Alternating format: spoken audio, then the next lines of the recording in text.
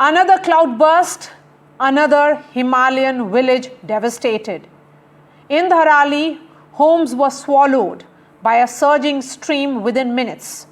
No time to run, no warning to act. This isn't just nature's fury.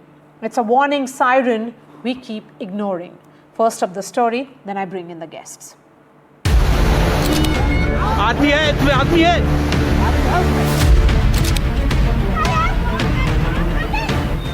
Nature's fury in full force. Death and devastation in Devbhoomi. A village washed away. Houses crumble in the face of raging waters. Screams and shouts of people running to save life. As a cloudburst triggered devastating flash floods in Dharali village in Uttarkashi district of Uttarakhand, multiple videos captured the scale and horror of the tragedy. This video shows the gushing water in full force, destroying everything in its way. Houses to cars to trees. Scared people scrambling to escape the advancing fury. Another video showed the sudden gush of water from the heights onto the unsuspecting village, sweeping all in the way with full force. An eyewitness documented the aftermath of nature's fury. Houses, cars, everything buried under the slush left behind by the flash floods.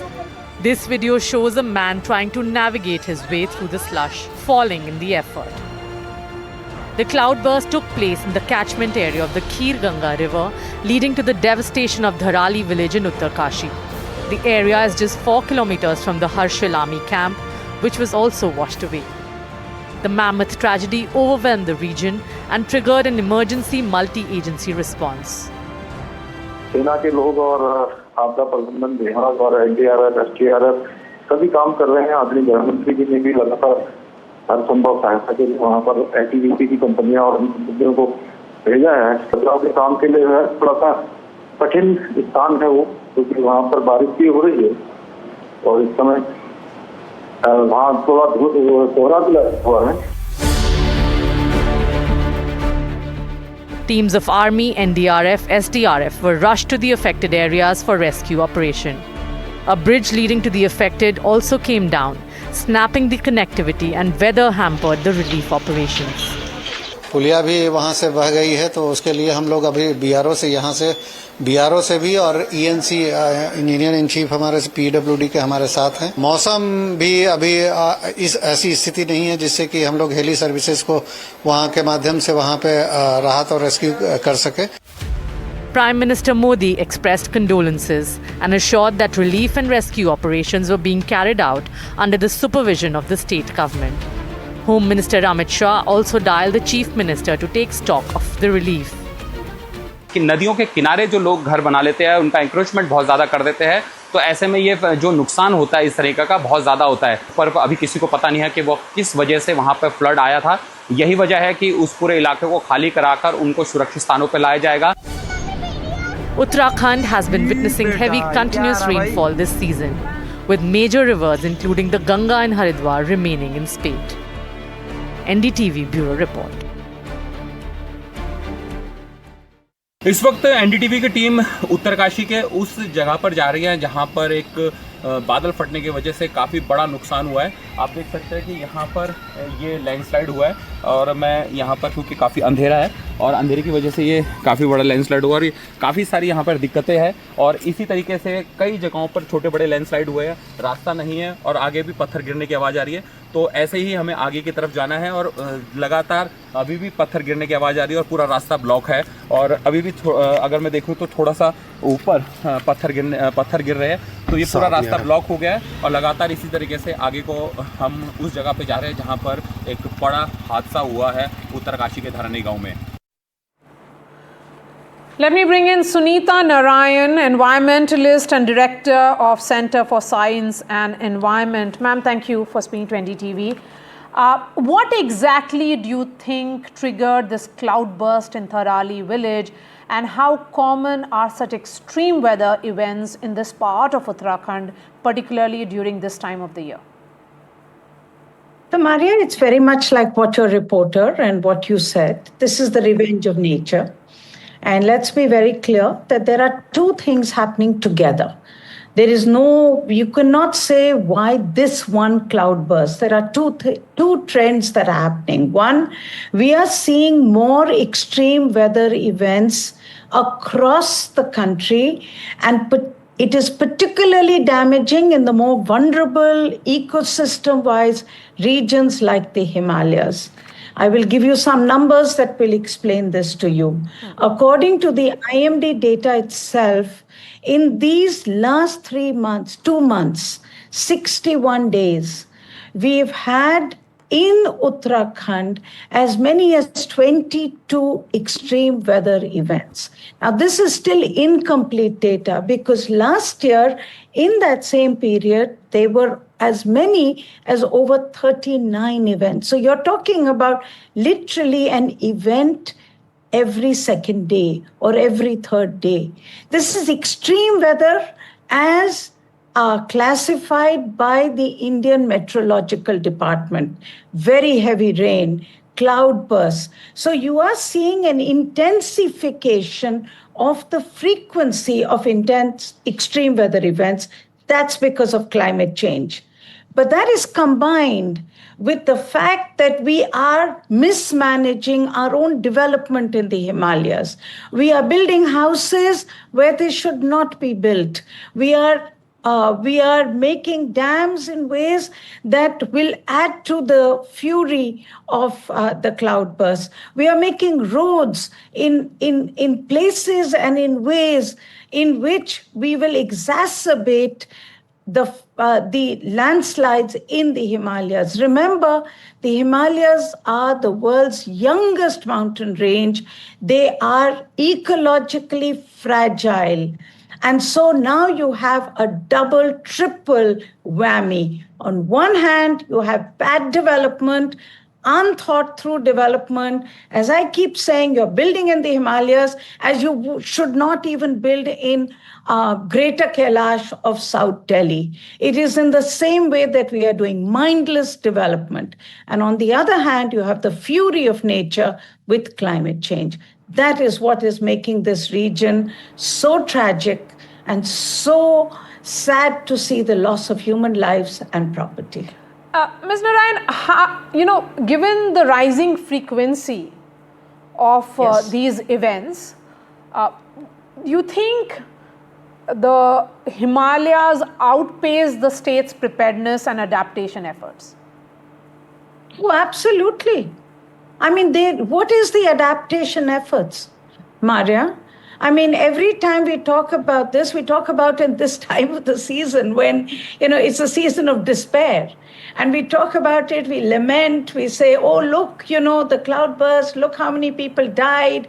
Himachal last week was really bad, this year. So we do that. This is the season of despair. And then we forget about it. We continue doing the development that we've always done. There are no master plans in the cities that in the Himalayas. There is no prohibition where you cannot build houses. Nothing is enforced. Everything is allowed in the name of development.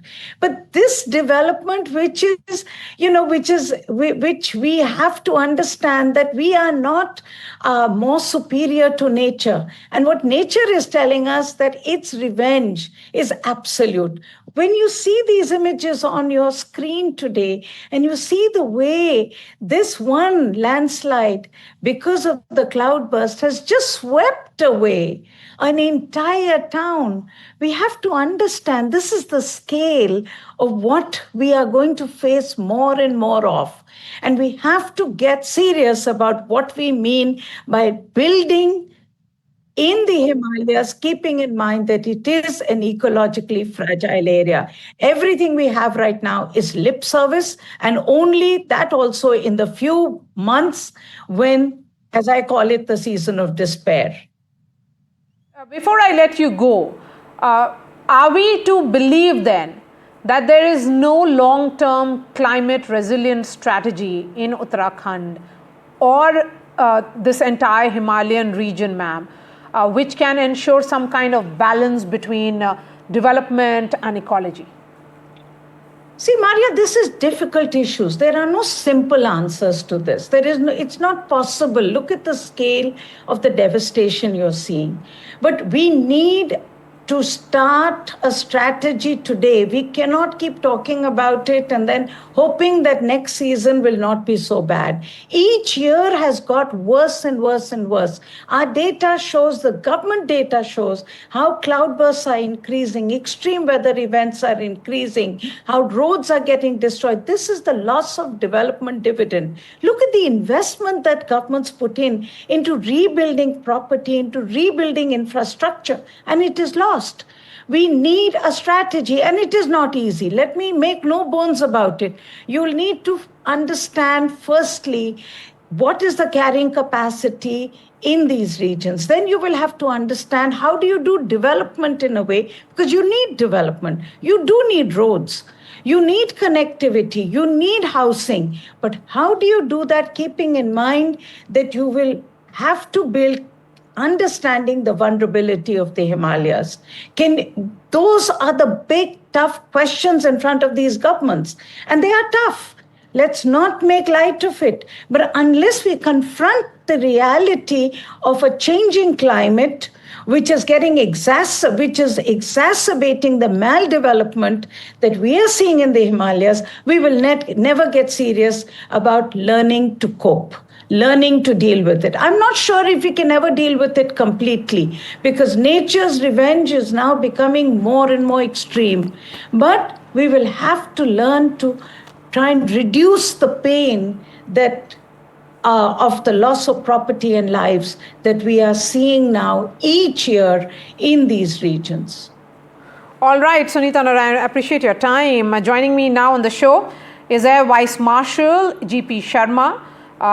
He is the president of SkyMet Weather. We have Dr. K.J. Ramesh, a former DG of IMD. Bharti Chaturvedi is an environmentalist. We also have Navya Singh, climate action journalist. Vice Marshal Sharma, could this cloudburst have been predicted or detected earlier? Is the current meteorological infrastructure in the Himalayan region adequate for early warnings? Marya, first of all, you said, can it be predicted? Very difficult. Okay, what is cloudburst? Cloudburst is an enormous amount of rain, very intense rain, heavy to very heavy rains, large quantum of rain in a very small period of time. Okay, as we know, mountains and the water bodies, they become very, very vulnerable during the monsoon season. Okay, it's nothing new. The natural calamities, whatever it is, be it the floods, be it the cloudburst, be it the lightning strikes, be it GLOF, that's the glacial lake outburst, be it any of these natural disasters, the frequency of that increases. Now you said, can it be predicted? What we can predict is that the situation is favorable for heavy to very heavy rain, and we are in that situation now, in that phase of the monsoon, wherein heavy to very heavy rains are predicted for this particular zone, that is for Uttarakhand, even western parts of Uttar Pradesh foothills. Okay, the SkyMet has we had written about it. That's a yesterday, that's a today, in the morning itself, because the situation, we call it in simple terms, we call it as a break-in monsoon condition, though it sounds differently. Break-in monsoon means monsoon doesn't relax for the mountains. It actually speeds up its fury. Okay, and that's what is happening. Now coming to the second part, do we have enough to forecast these particular things? You see, the mountainous terrain is very, very deceptive. It is very tricky. It is very, very difficult to map the terrain and have that infrastructure to map each and every meter of that mountainous terrain. There is sufficient. The National Weather Agency, they have put up the weather radars also in that area, but then it has got its own limitations. Mountainous terrain cannot be read that easily. It happens. It is not the first time that we are having this calamity. That's we why had I'm it saying here also. That's why I'm saying, sir, that can this be predicted? At least some kind of early warnings be read. or are we just doomed to face it year after year? This kind of cloudburst is my question to Dr. Ramesh. Yes, Should please. we Thank continue you. to just see these kind of repeated instances of cloudbursts in Uttarakhand? Are we looking at a pattern linked to climate change, or is it poor land and forest management that's worsening this impact? All those maldevelopment with Sunita ji has told, they are there. But in the background of intensity and frequency increase of extreme weather events and heavy rainfall events, short duration heavy rainfall events are the main cause of these catastrophic local scale catastrophes. But we have something operational already called flash flood guidance system. So this Uttarakhand flash floods potential flash flood risk has been updated since yesterday afternoon for every 6 hours till today morning. Apart from IMD gives bulletin to state government, flash flood guidance bulletin, potential flash floods, and the CWC also puts it these warnings as a part of their daily bulletin during the monsoon season. So this information is there, but to organize a response and rescue and safe relief routing of the people affected is the challenge. So it was a warning issue. Now there is a flash flood guidance system operated that has identified, warned about this, but taking action, early action is a challenge. Okay. Come in now, Bharti. Several houses washed away in minutes. If you look at those visuals, very dramatic, very, very worrying. Does this actually expose major gaps in construction norms and habitation planning in this fragile ecological zones? Well, first of all, the Himalayas are the youngest mountain ranges, very, very fragile. And I think it goes beyond construction norms. I think there are three big things that are staring at us in the face. One is the limits to tourism, because a lot of these things are essentially people's livelihoods.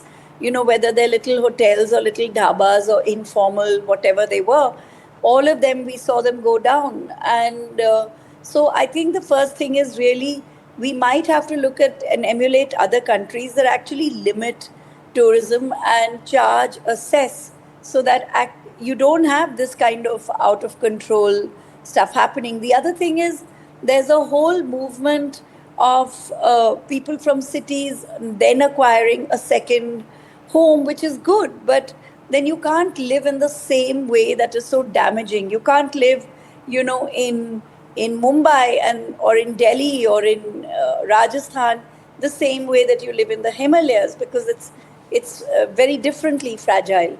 I think the third thing that we're really looking at is that we just don't have a system, even as the previous speaker said about, early warning reach there, but what's the reaction? So I don't think it's basically internalized that you can basically get killed if you're not going to listen to a warning system, and you need that protocol ready. I think that's the preparation has to be completely different. And of course, planning, has to be completely differently imagined.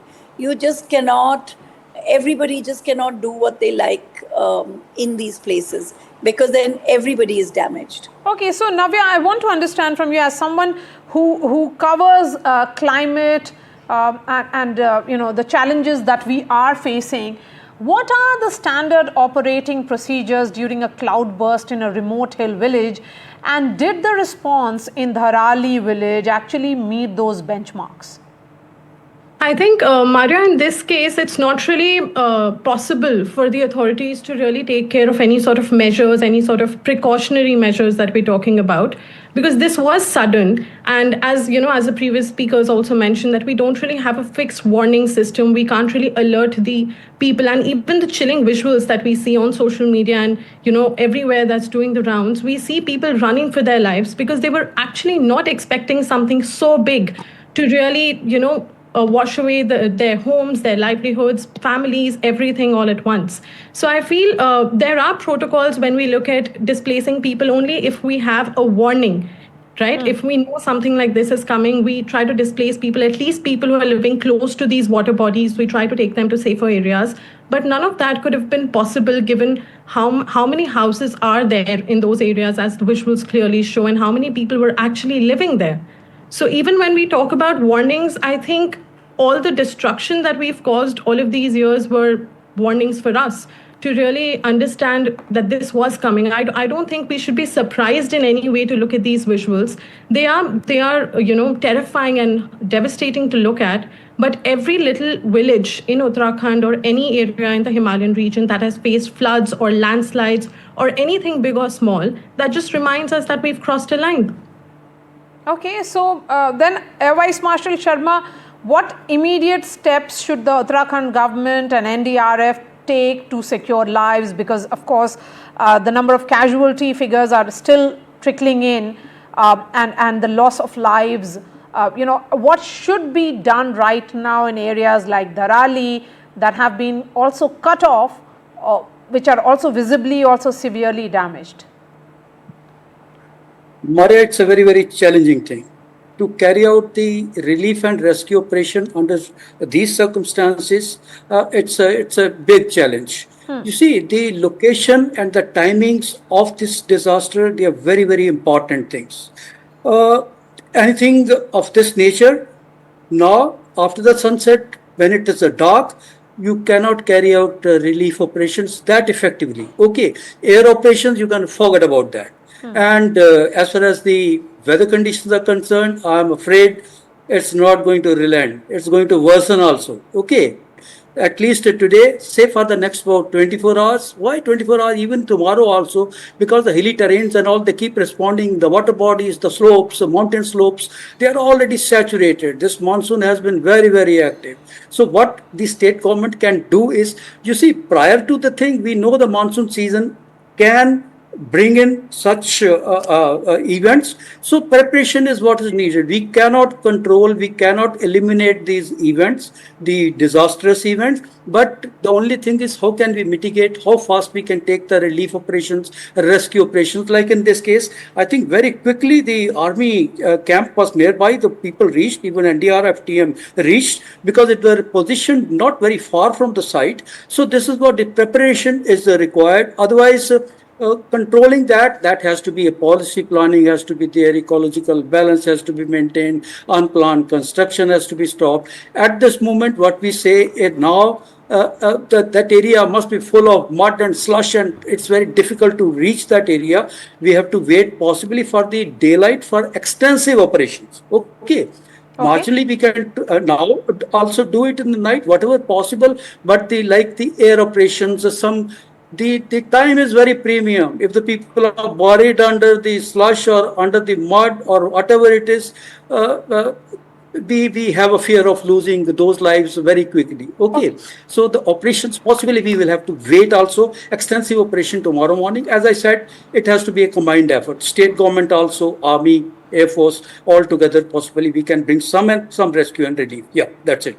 Okay, Dr. Ramesh, a word from you, and then I'll give the last word to Bharti on the show tonight. The question that I asked Air Vice Marshal Sharma, can this be predicted? Can there be a preparations? Can there be some kind, like we know in case of cyclones, we can move people to a certain location away from the eye of the cyclone or the entire radius in which a cyclone can strike. Can a certain preparation be made in case of a cloudburst? It's possible. Cyclone also, if you remember clearly, we have a safe evacuation route for most of the cyclone vulnerable villages. All weather roads, culverts, bridges, at least 2 evacuation routes are there for an emergency. So the similar thing, safe evacuation alternative routes for each of the habitations or cluster of the habitations has to be planned.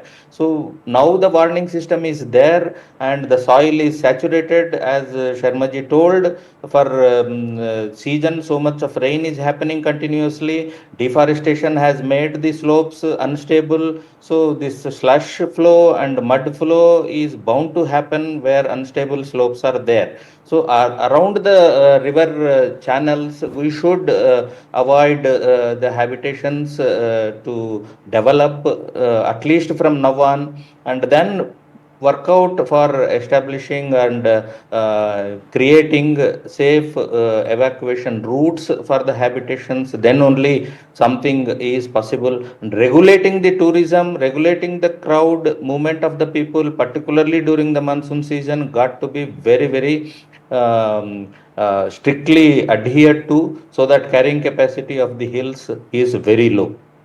Okay. Bharti, let me ask you the last question on the show tonight. How can we really build a long-term climate resilience strategy for Uttarakhand that balances development and ecology? Is there a political will also for doing so? You know, that's a complex question, and I don't think it's in my capacity even to respond to that. But I think there are a couple of very brief thoughts. Firstly, I think our imagination about what is development does have a huge health and environmental cost, and we really need to rethink this globally. But specifically for Uttaranchal, I think we really have to think about what is it that, how would the people of Uttaranchal, various kinds of people, particularly women from a place that taught us how to protect trees and forests, has come to a place where it's at the mercy of very external decisions on local resources and local planning and extraction and development. So I really feel that we have to really talk to people who bear that brunt. And I think we don't really have to open out every place with the last possible road and expect lavish lifestyles and That's right. so on and so forth. So I'll put it there. I think change in imagination, and let's talk to people who live there. Many of them have aspirations, but can they be met in a way that keeps them all safe? All right, Bharti Chaturvedi, Navya Singh, appreciate your time. Dr. KJ Ramesh and Air Vice Marshal GP Sharma, thank you for your time on the show tonight.